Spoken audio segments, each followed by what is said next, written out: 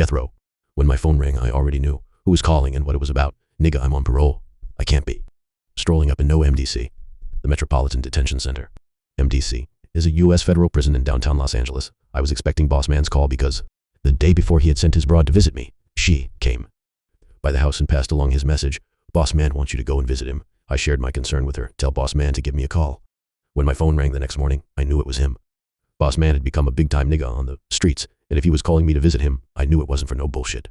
In 1990s, when the feds took Boss Man down, they also took 41 people from his crew along with him. They confiscated all his shit, something like 26 cars, 13 Harley Davidsons, 4 businesses, 20-something houses, and $9 million laying in cash. My dilemma was that I was nervous as hell to visit the MDC because I was still on parole. I wasn't sure if I walked up in there if I'd be free to walk out. After my opening comment, Boss Man responded like he didn't hear a word I said. Nigga, I got a plug up here. I need you to come up here and see me. He had said the magic word, plug. The next day I pushed my nerves to the side and went to visit him. Dog, I have 300 kilos out there that they didn't get. I need you to move them for me. You're the only one left out there. He continued, I'm going to use the money to start this record company called Death Row. What you think? Shit, I didn't know what to think, man. You know anything about the record business? I asked. Nah, you want to be the head of it? He asked. Hell no, I don't know nothing about the record business either. Just give me the dope. You think it's going to work? He wondered, aloud. I didn't want to hurt his feelings, but had to keep it real. I don't think so, dog, just giving you my true opinion. As far as moving the dope, though, I'll make that happen. Don't worry about nothing. I assured him. My crew and I did the footwork, got rid of all 300 kilos and delivered the money where it needed to go. There have been books and documentaries about the inner workings of Death Row Records. Once it got started, I have nothing to say about any of that. Good or the bad, what I do have firsthand knowledge of is that the money for Death Row Records came from real street niggas. Boss Man was the real nigga that put the money up for Death Row Records. I don't know how Harry-O got involved. I know Harry-O was locked up in MDC at the same time as Boss Man. Both of him had drug cases at the same time. But I know Boss Man was the central player in that shit. I know that as an indisputable dog. I have 300 kilos out there that they didn't get. I need you to move them for me. You're the only one left out there. He continued, I'm going to use the money to start this record company called Death Row. Fact. That's how Shuj got into it, because my boy had a couple of houses in Shuj's hood. Boss Man had his girl running things for the record company, but she was only 19 years old, a fucking kid. She didn't know anything about the record business. Boss Man told me, I need you to buy my broad a car so she can handle her business. Okay, cool. 81. I was looking for a Maxima or a Honda Accord. She came back with, Boss Man said for you to buy me a Benz. Bitch, I ain't even got a Benz. That's why he's locked up now with that Benz shit. I went on and copped her the Benz. Boss Man and I ended up falling out over some dumb shit. His broad came over to my place one day with some white guys telling me to give her some money. I recalled some game one of my advisors once told me, bitches are like white boys, they will tell on your ass. I never forgot that. I said, bitch, first of all, you don't have no business bringing white people to my house. What, you want me to be Boss Man's cellmate? What the fuck are you trying to do? I guess you relayed what I told her back to Boss Man, and he must not have liked that shit. Not only did me and my crew put the work in to get the money up to start Death Row, but one day Shuj called me. He was trying to get in touch with Eazy-E, who along with Dr. Dre and MC Ren were all from the neighboring Compton crib set, Cali Park. Eazy-E used to sell dope with my brother, and my brother would go out on tour with NWA. We used to cook dope at his mama's house. I remember when Eazy-E first started and used to be on the turntables, and I'd be like, what the fuck is that? It used to sound terrible. Then when I was in the pen, this fat nigga came over and was like, man, that nigga Eric Wright is rolling. And he started rapping, cruising down the street in my 6'4". I started cracking up. Shuj and I both knew Eazy because Eazy was in the dope game. Shuj tried to influence Eazy to be on Death Row. Eazy was like, no, I'm sticking with Ruthless. Shuj called me that day to ask me to help him get Dr. Dre's number. I didn't know Dre personally, but I made a few calls and got Dre's number for him. Next thing I know, he convinced Dre to come to Death Row. Boss Man helped persuade. Eazy-E was throwing those little $70,000 checks around. Death Row had millions to play with. Dre, because they had a lot of money to play with. Eazy-E was throwing those little $70,000 checks around. Death Row had millions. When you cook that water, PCP, you're an automatic millionaire. It's a big difference in the level of money when you prepare that water. When I heard the song Deep Cover, the first shit Death Row released, I was genuinely happy for them Compton niggas.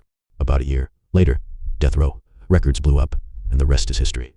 They came up and became one of the most influential independent record labels, generating hundreds of millions of dollars. They had some of the biggest names in hip-hop history, Dr. Dre, Snoop Dogg, and Tupac. 83. Dr. Dre was smart and got away from that bullshit at the right time, and now he's one of the wealthiest guys in hip-hop. Dre saw that Shuj and them were feuding with his homies, going against the hood, when they were supposed to be making millions. I don't know what possessed Shuj to get himself into something that he didn't have any business. I'll never understand why the nigga Shuj would wait to reach $100 million slaying to become a gang member. VVV. Don't be surprised by the collaboration that existed and the part I willingly played in helping to get Death Row off the ground. Keep in mind, at that time things were cool between Shuj and me. Remember, Shuj was not a known blood back then. He was a college student. Trust me, I would have known. The generation of Crips that I come from is different than this new generation of Crips. When we were young, we were so dangerous that Bloods couldn't even wear red around us because Bloods were our sworn rivals. Colors mattered to us more than the Union blue and the Confederate gray. The fighting between us was almost as fierce. If we saw somebody wearing red, we would make a U-turn and get their ass, no questions asked. It's calmed down a lot now, but in my generation, Crips were vicious, and people knew it. The FBI. First time I had a conflict with any of Shuj's death row people was at a video shoot for a group Shuj was working with called The Girls at a mansion in Hidden Hills.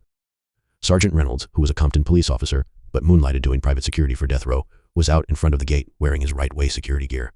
We had previous run-ins with Reynolds in Compton, and we didn't know it then, but we were going to have more costly run-ins with him in the future. Reynolds was like, y'all ain't getting in, I don't know why the fuck y'all came all the way out here. We were about 4 carloads deep. We were at the bottom of the hill and needed to go up the hill where there was a gate to get in. I saw this girl from Compton that I knew, and I yelled, "Hey, tell Shuj to come down here." After a few minutes, Shuj came walking down the hill.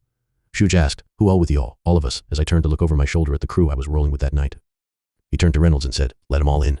We were clowning Reynolds' ass as we rolled past the entry gate headed up the hill. We were in there partying, watching the video shoot, then Shuj and I got to talking about hooking up and doing some stuff together. Shuj took a puff on the cigar he was holding, tilted his head up and blew out the smoke. He said, man, if we ever hook up, we gonna be on top of the world. I thought to myself, bitch, we already on. To myself, top. He did make some good bitch points about how dominant. Already on top. Our team would have been if we were to join forces. The video shoot started outside by the swimming pool, then moved inside. We were all standing by the stairs, and when I began to walk up the stairs, this tall-ass girl, she had to be at least 6'1", started tripping. I'm not sure if as I started to walk up the stairs, I brushed up against her ass or something, but if I did, it wasn't intentional. The girl turned as I walked by and said, "This is death row, motherfucker," as if that was supposed to mean something to me. Bitch, I don't give a fuck about none of that shit. Shoot, shut her down quick. Bitch, shut up. I don't understand why she chose to fuck with me. Of all the people I was with, I was the worst one for her to say that stupid shit to cause I really didn't give a fuck. If she knew who I was, she wouldn't have said that. Ignorant shit. A couple of months later one night while we were hanging out at the Luna Park Club on Robertson and Santa Monica BLD, we ran into that same girl. 86. With her crew of girls. I knew I would run into her one day. You remember me, bitch? This is death row, motherfucker. I was with some Southsiders and Grape Streets. Those girls got their asses beat up in there that night. I don't know if the girl ran back and told Shuj. Those Southside niggas beat us up, but it didn't matter to me either way. The next time I saw Shuj a few months later, there was about 50 Crips, Southsiders, Nutty Blocks and Grape Streets kicking it in front of the Palencia Club on Sunset BLEDD, right across the street from the Roxy. Shuj, Tupac, and Snoop rolled up, each in a different colored Rolls Royce. Shuj led the way in a candy apple red Rolls Royce with a matching red Godfather hat. Snoop's was black, and Tupac was driving a white one. "Keffa D, what's up?" Shuj shouted. All the Crips were like, "Damn cuz," clowning me like that's Kef's boy. Shuj double parked and jumped out. "Hey man, is it cracking in there?" "Nah, not really. If y'all want some action, let's go to Club Paradise." Club Paradise was a little club on Hyatt and Santa Monica. Back then, the term ratchet wasn't invented, but if it had been, most of the bitches in Club Paradise would have qualified. The girls up in Club Paradise would suck a nigga's dick right on the dance floor. People would be screwing in the bathrooms, straight hood rat shit, and I let Shuj and them know that. The decision was made to go by Club Paradise to see if it was poppin'. I was riding in the car behind Tupac. There were crowds of people on both sides of the street, and when we hit the corner, somebody shot up Shuj's red Rolls Royce. I thought he was dead. His Godfather hat was lying in the street. Shuj probably felt that we had something to do with that, but we didn't have anything to do with that shit. VVV. Southside was not one of the bigger sets in terms of numbers, but we were a proud, close-knit family that took care of our own on every level and knew how to handle our business. One of my little homeboys named Victor, who was a major high school football player at Dominguez High School, had received a scholarship to play college football for a Pac-10 school in Arizona. One day, Victor and I got to talking, and he shared with me that he was getting ready to head off to college in a few days. Despite the hardcore street lives we were living, and contrary to what many might believe, we were all very proud to see one of our own make it to that level and get out of the hood. I told Victor that we were going to have a nice send-off for him before he left for college.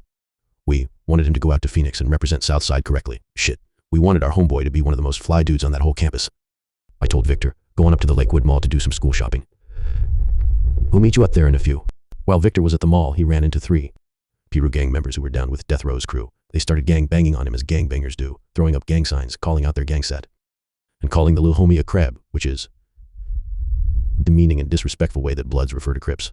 What those Pirus didn't know while they were banging on the homie Victor was that the Crip cavalry was on its way to the mall. Awful timing for them. It had to be one hell of a sight for Victor's eyes because, just as they were harassing the little homie, about 5 Southsiders mobbed through the Lakewood Mall doors. When he saw his backup coming through those doors, he puffed up, "Nigga, it's on. What's that shit now, nigga?" Victor was a buff football playing dude, so he knocked one of the guys out cold and snatched his death row chain. They got their asses beat up in there that day.